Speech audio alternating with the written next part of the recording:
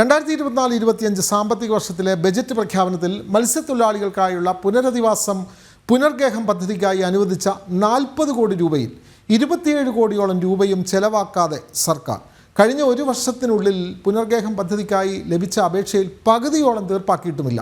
2020 ആരംഭിച്ച പദ്ധതിയിലൂടെ ഇതുവരെ വീട് നൽകാൻ സാധിച്ചത് 3000-ൽ താഴെ ആളുകൾക്ക് മാത്രം.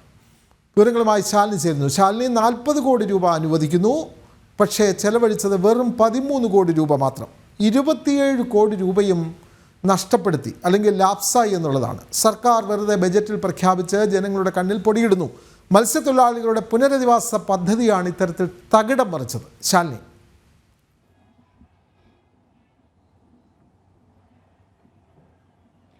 വിനോദ, തീർച്ചയായും അത്തരത്തിൽ തന്നെയാണ്. നിയമസഭാ സമ്മേളനത്തിൽ ഈ വരുന്ന വെള്ളിയാഴ്ചയാണ് 2025-26 ബഡ്ജറ്റ് പ്രഖ്യാപിക്കാൻ പോകുന്നത് ധനമന്ത്രി KN ബാലഗോപാൽ. ഇതിനിടയിലാണ് 2024-25 കാലഘട്ടങ്ങളിൽ പ്രഖ്യാപിച്ച ഓരോ പദ്ധതികളും എവിടെ എത്തി, അപ്പോൾ ഇതിനു വേണ്ടി നീക്കിവെച്ചിരുന്ന ഫണ്ട് എത്രത്തോളം വിനിയോഗിച്ചു എന്നതടക്കമുള്ള കാര്യങ്ങൾ ജനം TV അന്വേഷിച്ചത്. ഇതിന്റെ ഭാഗമായിട്ടാണ് മത്സ്യത്തൊഴിലാളികൾക്കായി തിരുവനന്തപുരം മുതൽ കാസർഗോഡ് വരെയുള്ള ജില്ലകളിൽ തീരദേശ മേഖലകളിൽ കഴിയുന്ന മത്സ്യത്തൊഴിലാളികൾക്കായി പ്രത്യേകമായി സർക്കാർ ഒരു സ്വപ്ന പദ്ധതി എന്നോണമാണ് 24-25 കാലത്ത് ധനമന്ത്രി ഈ ഒരു പുനർഗേഹം പദ്ധതി പ്രഖ്യാപിക്കുക, അതിന് സാമ്പത്തികമായി സഹായം പ്രഖ്യാപിക്കുകയും ചെയ്തിട്ടുള്ളത്. ഏകദേശം 40 കോടിയോളം രൂപയാണ് കഴിഞ്ഞ ബഡ്ജറ്റിൽ വിലയിരുത്തിയത്.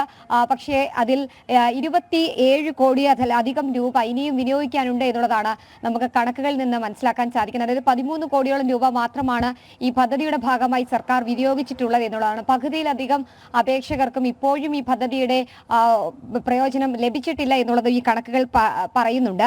18,149 കുടുംബങ്ങളാണ് സംസ്ഥാന വ്യാപകമായി ഇത്തരത്തിൽ പദ്ധതിക്കായി കാത്തിരുന്നിട്ടും അപേക്ഷ നൽകിയിട്ടും തങ്ങൾ ദുരിതത്തിൽ ജീവിക്കേണ്ട സാഹചര്യത്തിലേക്ക് എത്തിയിട്ടുള്ളത്. 21,161 അപേക്ഷകരായിരുന്നു ഉണ്ടായിരുന്നത്. പുനരധിവാസം ലഭിച്ചത് വെറും 3012 പേർക്ക് മാത്രം എന്നുള്ള ചെറിയ ചുരുക്കം കണക്കുകളാണ് നമുക്ക് മനസ്സിലാക്കാൻ സാധിക്കുന്നത്. മുൻപൊക്കെ പല ഘട്ടങ്ങളിലും പറയാറുണ്ട്, ഈ പ്രളയ ദുരിതാശ്വാസ സമയത്തും ഒപ്പം തന്നെ പ്രളയം വന്ന സമയത്തുമൊക്കെ കടലോര മേഖലയിലെ മക്കൾ വലിയ രീതിയിൽ ആളുകൾക്ക് സഹായമായി എത്തി. കേരളത്തിന്റെ സൈന്യമാണ് എന്നൊക്കെ പ്രഖ്യാപനം നടത്തി അതേ സർക്കാർ തന്നെയാണ് കേരളത്തിന്റെ സൈന്യത്തെ ഓരോ വീടുകളെയും ഇത്തരത്തിൽ ഇല്ലാതാക്കുന്നത് അല്ലെങ്കിൽ അപമാനിക്കുന്നത് എന്നുള്ളതാണ് ഏറ്റവും ശ്രദ്ധേയമായിട്ടുള്ള കാര്യം. 10 ലക്ഷം രൂപയാണ് ഈ പദ്ധതി വിഹിതമായി ഓരോ ആളുകൾക്കും അപേക്ഷ നൽകിയവർക്ക് ലഭ്യമാകുന്നത്. 6 ലക്ഷം രൂപ ഭൂമി വാങ്ങാനും 4 ലക്ഷം രൂപ വീട് വെക്കാനും. പക്ഷേ ഈ സഹായം പലരിലേക്കും എത്തിയിട്ടില്ല എന്നുള്ളതാണ് ഓരോ ജില്ല തിരിച്ചുള്ള കണക്കുകളിൽ നിന്ന് നമുക്ക് മനസ്സിലാക്കാൻ സാധിക്കുന്നത്. ഇതിൽ ആലപ്പുഴ ജില്ലയിൽ മാത്രം ഏകദേശം 4660 അപേക്ഷകരായിരുന്നു ഉണ്ടായിരുന്നത്. അതിൽ പകുതിയിലധികം ആളുകൾക്കും